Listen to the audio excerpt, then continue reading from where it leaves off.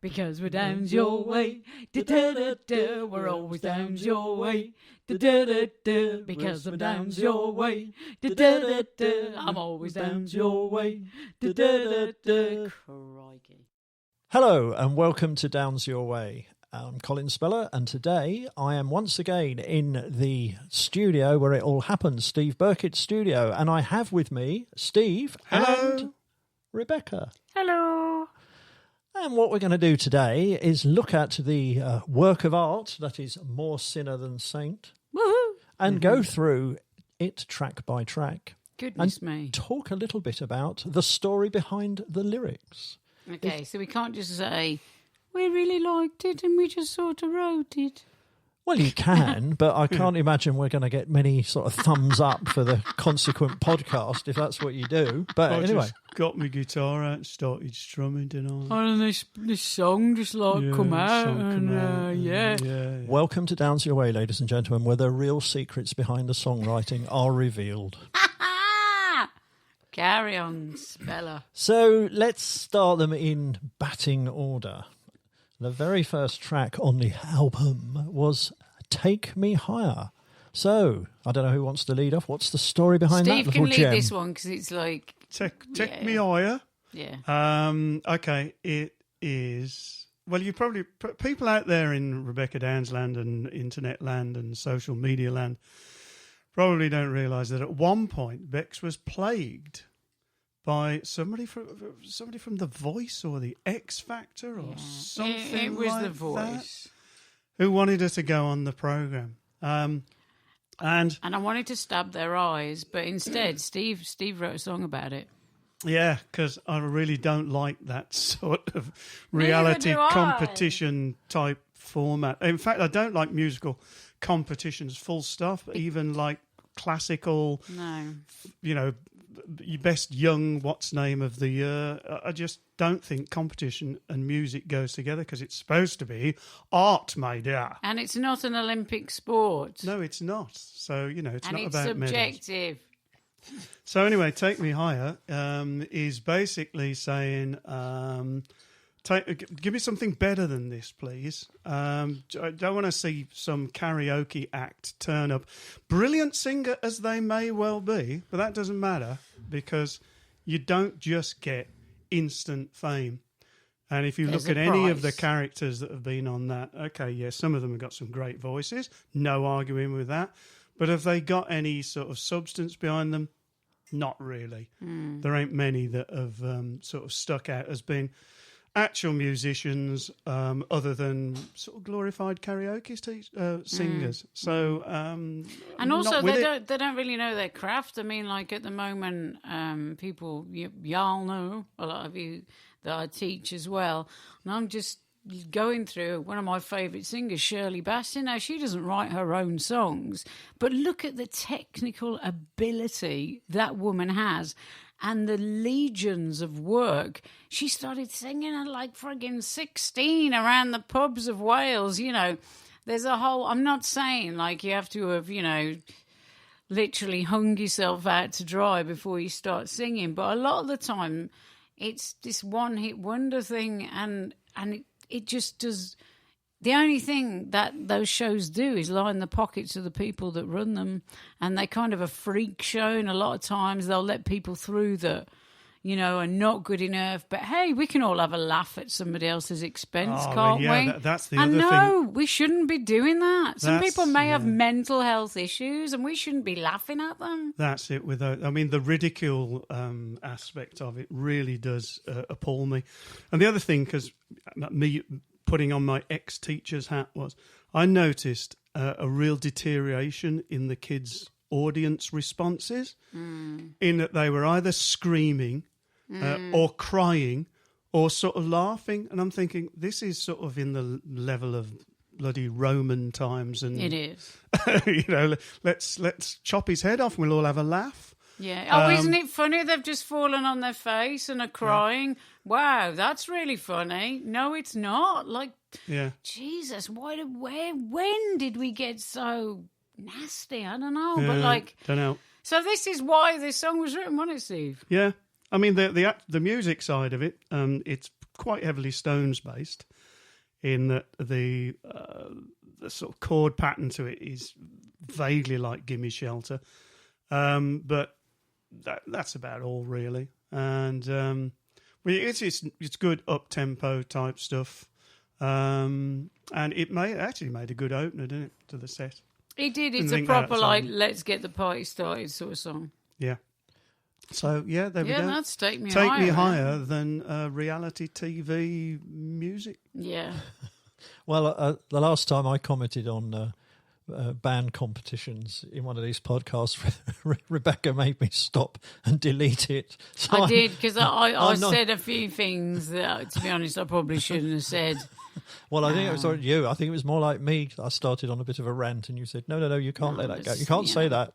So we're not going to pinpoint anyone in particular, because that's not right. But we deleted it.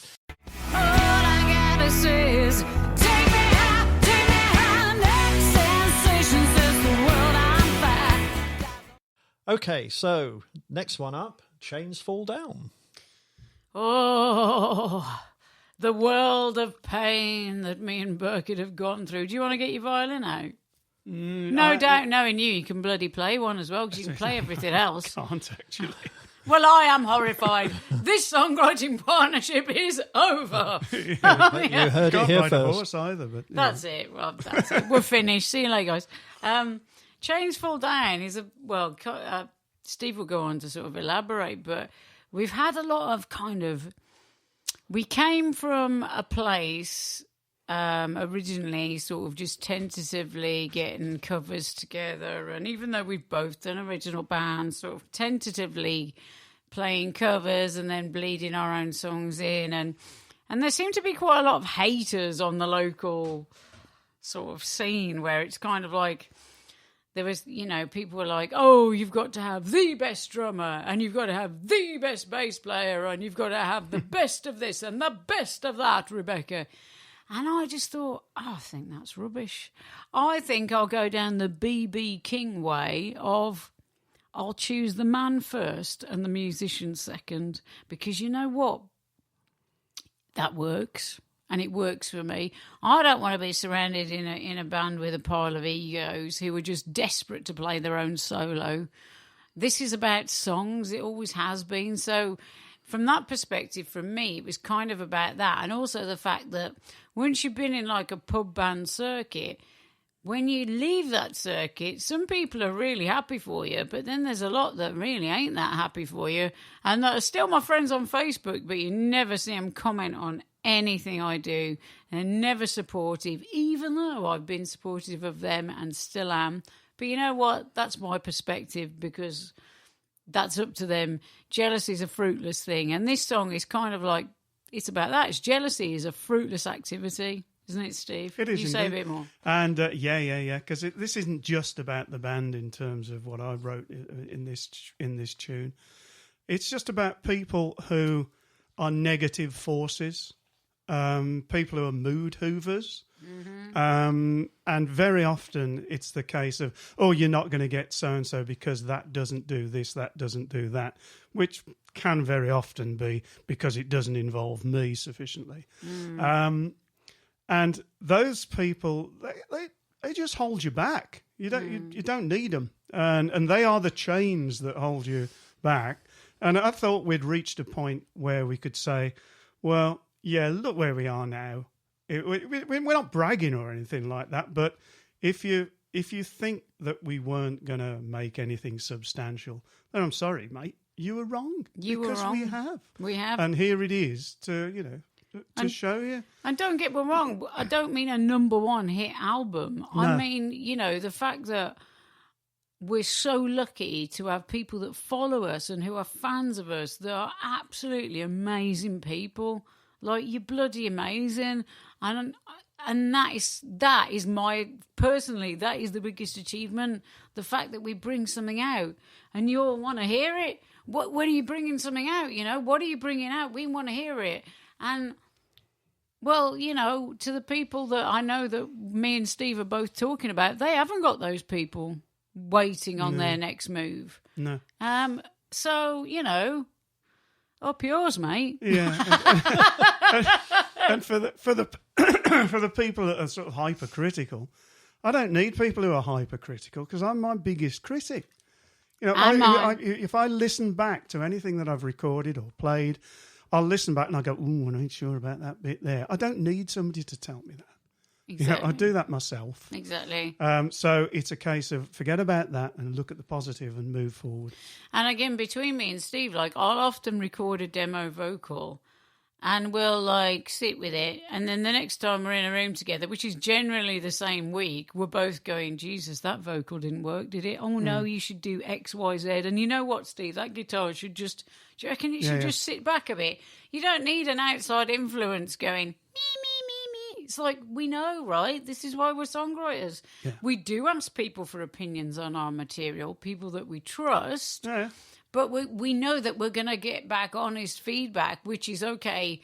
The feedback is going to be based around how do we make this better, not how can I influence and promote my own ego over you both.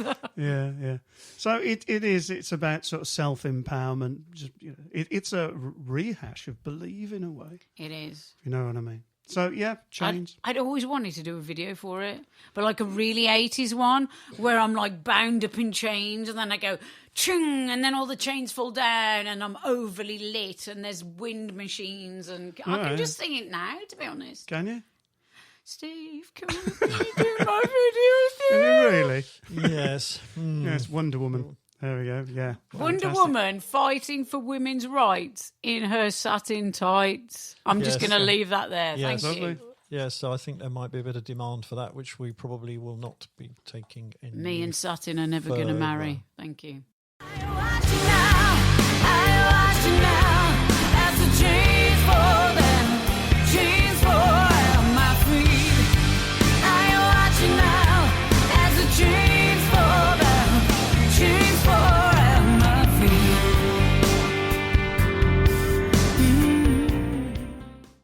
Okay, so number 3 on the list is Screaming Your Name.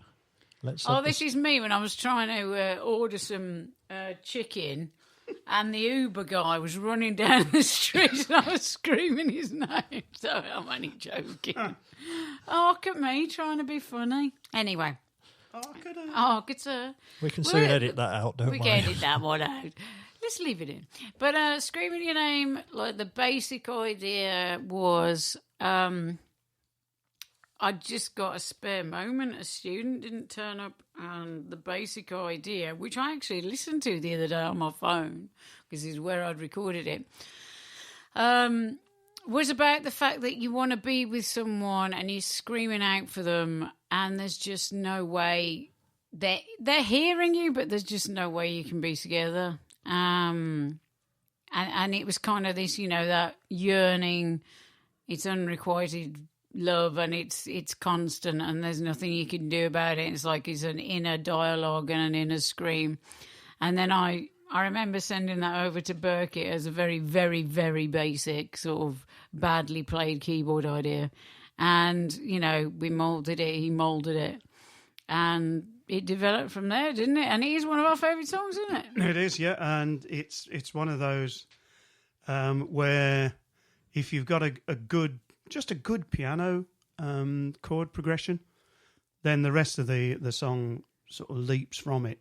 And what I really love about the song is there's a chord change that we put into the chorus, which is it's very Burt Bacharach, and I'm a huge Burt Bacharach fan. So it had got a lot of things going for it. It got that big piano sound. It was what they call a torch song, I suppose. Mm-hmm.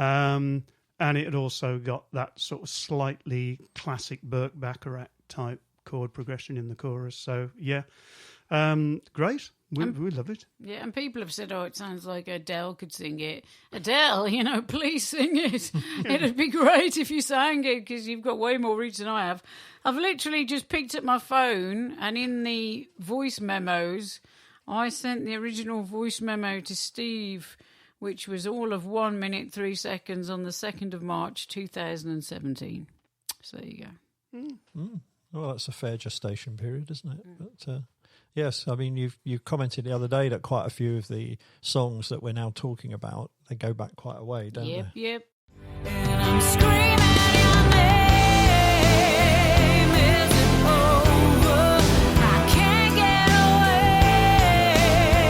I told you, you're locked inside me. And even though I can't breathe, all I want is you. Okay, so the next one on the list is Hertz. Hertz. There you go. That's what it's one of yours, really.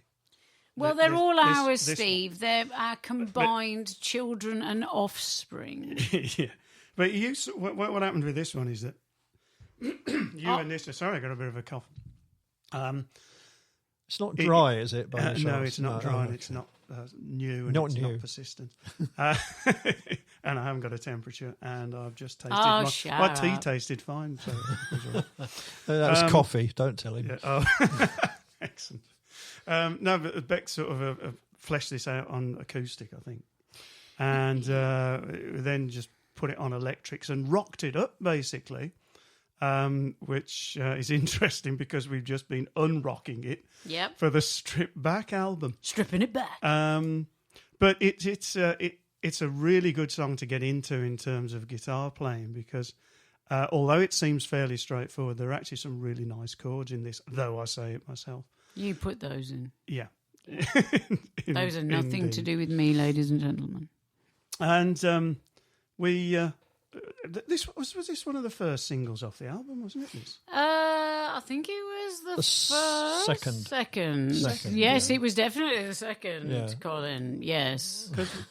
We never If really, I Go to Sleep was the first. Oh, yeah, it was, wasn't never it? really saw this as a single, to be honest. No, and we then didn't. It was sort of, once we started getting into it, it was like, yeah, I suppose it is. Isn't it? Yeah, I You think know, it's because it rocks has it got up. that sort of catchy riff to start, goes into half a chorus, you know, so you get the hook very, very early on. I mean, for me, it's that love song, When I See You It Hurts. You know, you see somebody around that you're with or you've got feelings for or blah, blah, blah. And it's, you know, every time I see you, it hurts, you know. Somebody commented on YouTube about the lyrics being so desperately dire. I mean, not dire, but sort of depressing. You know, like a beetle left to die in the sun. Well, I think it was a sort of animal rights activist type approach, wasn't it? That was the angle they were coming Yeah, from. no Beatles were harmed in But the Yeah, that's it's, what I you said know, I in don't know whether- response, actually. I don't know whether they've kind of heard anything sort of like it's a metaphor. Yeah. It's a metaphor, and it's meant to visualize an image of when you are strung out, you're just fed up, you can't do anything more, and people have left you alone. It's a metaphor. No Beatles were harmed in the making of that song. And that's Beatles with 6 legs, not Beatles with arms and legs spelt with an E No. and an A. No, this is... To be honest, I really don't like Beatles. I thought Not the band. I mean, Beatles. They freak me the hell out. Yeah. I thought he was going to come back on the whole angle of a free bird trapped in a cage, but he never did follow up. No, I mean, like, you know, I mean, what? Yeah. So he loves Beatles, but what about the free bird? I mean, Jesus, mate, get your priorities in order. I think he got hold of the concept of the metaphor The metaphor. Okay. by the love time we got you. round to the free bird. Love you. Kisses and love. So just on the way these songs develop, we have talked about this on previous podcasts, so we won't go over the same ground again. But if anybody's new to this and wants to pick up on that, if you look back through the episodes, we cover the whole Downes Birkett songwriting process and the development of these ideas from a telephone idea through to the fully worked article using the track "Stand on My Feet" as We the did, example, all which I right. think Fine, is we did. episode 6 from memory.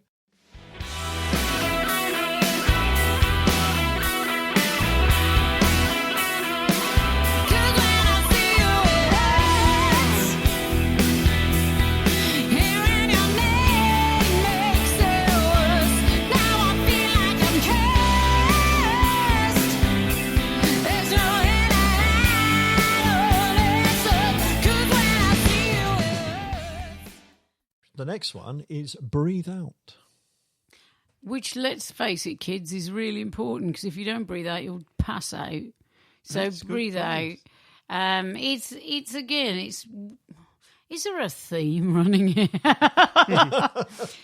It's that. This is when you finally got rid of that person in your life that was holding you back, and that could be romantically, it could be at work, it could be anything. And you don't realise that you've been holding your breath. You don't realise that you've been changing your entire personality to fit around this person and their ego or their issues. It's all about them, their issues. So the song was, I can finally breathe out, I can finally relax, I can finally be me. And that lyrically is where the song comes from. And again, some very simple basic chords passed over to Birkett, who made it a lot better. Mm-hmm. Yeah. This nearly didn't make it onto the album. No, God damn it. And very reliable and listenable sources said, not quite sure about this. And eventually we said, nah, sod it, it's a bloody good song. What's going on? Yeah. And sometimes you have to, obviously we're going to take advice from people. That doesn't mean we're going to follow it through. We're going to take the advice, we're going to talk about it. But at the end of the day, me and Steve are the people that, week after week after week are writing these songs. And if we believe in it, then that, that's as much as we can, as we can do. If we believe in it, that's what it's all about. Well, I didn't need any persuasion. I was always very, very fond of it. It's an interesting one in a way because the thing we were talking about at the time actually had a different manifestation, didn't it? Because it was the original demo that Steve had created. Yeah. And we went through all this agony and people saying, we're not so sure about it. And as I said, I always liked it. As soon as you two said we want to put it on there, I was absolutely with you. Then we came up with, we talked to Tony Clarkin about the idea of him doing a solo on one of the tracks. And this is where it came out, wasn't it? In yep. this one. So the final version of it, talking about sort of going through the various processes of metamorphosis, the final version was different even to the version that we were discussing whether it should or shouldn't be on the album. Absolutely. And we sort of offered Tony that song in particular because it had the longest part for a solo in it. So we thought, if we're going to offer this guy a solo, and we're so privileged that he said yes, that, we should offer something to get his teeth into. And so we gave him this and, really, really happy with everything he did. And I've had to learn to play it, of course. Which is really funny. Occasionally I get Tony, it right. You could have sent over a guitar tab. Jesus, mate. You know what I mean? The world looks bigger when your heart's not breaking. The air is clearer when the ground stops shaking now. I can breathe out. You gave me hope, but I was the one who's taken. You let me down and we never made it now. I can breathe out. Okay, the next track is Wave Them Goodbye, which of course is highly pertinent because it's the current single, albeit in a slightly different version. But how did this one all start? Mr. Alan Nimmo. Go over to you, Steve. Right, okay.